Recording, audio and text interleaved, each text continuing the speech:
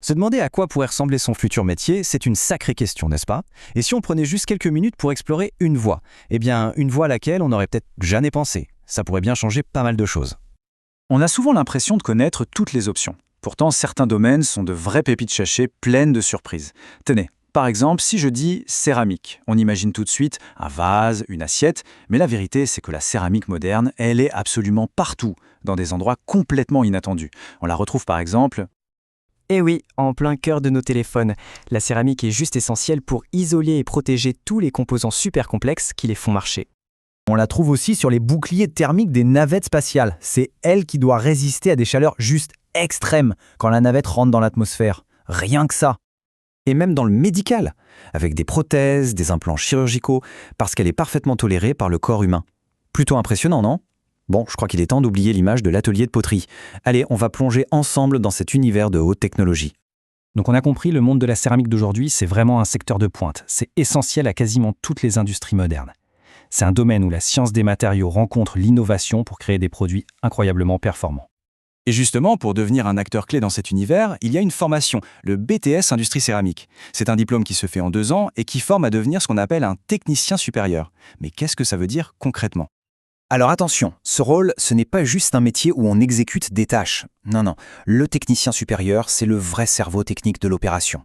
C'est la personne qui fait le lien entre l'ingénieur qui a l'idée du produit et l'équipe qui va le fabriquer. Il s'assure que tout est possible, réalisable et surtout parfait. Le programme de ce BTS, il s'organise autour de 4 grandes missions. Ce sont vraiment les compétences qu'il faut maîtriser pour devenir indispensable dans n'importe quelle entreprise du secteur. On va regarder ça en détail. Voilà le cœur du sujet. Chaque module officiel, au nom un peu formel, correspond en fait à un rôle super intéressant. On va les décortiquer un par un pour que ce soit bien clair. Allez, on se met en situation. Imaginons qu'un grand constructeur automobile appelle et dit « On a besoin de disques de frein céramiques qui tiennent à des températures extrêmes pour notre nouvelle voiture de sport. » Eh bien, la mission du détective client, c'est de traduire ce besoin en plan d'action technique. Quels matériaux on utilise, quel processus de fabrication, quels tests on va faire. C'est lui qui mène toute l'enquête de faisabilité. On continue avec nos freins. Une fois que le besoin est bien compris, on passe en mode architecte. Là, il s'agit de créer la recette exacte du matériau céramique, de la tester en labo. Et ce n'est pas tout. Il faut aussi dessiner sur ordinateur les moules et les outils qui serviront à fabriquer ces fameux disques de frein en série. C'est vraiment la phase de création pure.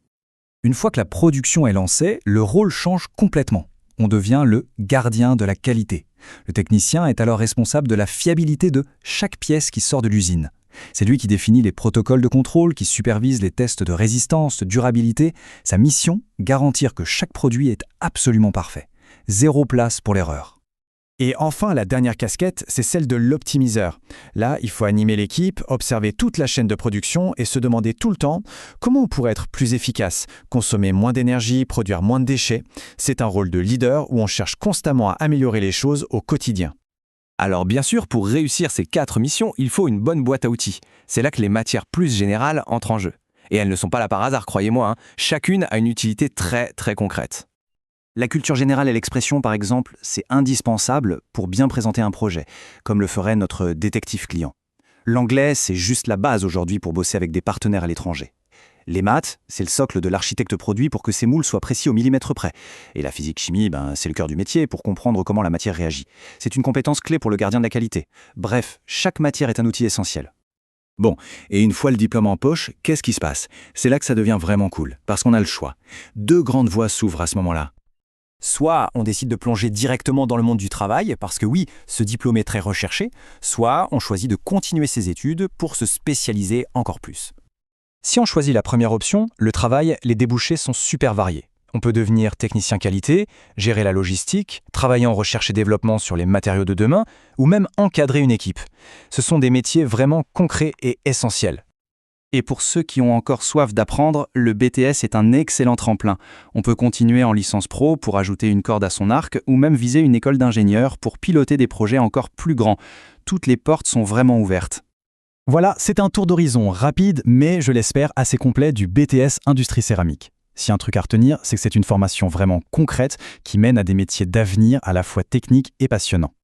Si cette présentation a piqué la curiosité, il ne faut surtout pas hésiter à creuser davantage le sujet. Merci beaucoup d'avoir suivi cette analyse et pour découvrir d'autres formations, rendez-vous sur le podcast et la chaîne YouTube Choisis ta formation et ton métier. À très bientôt.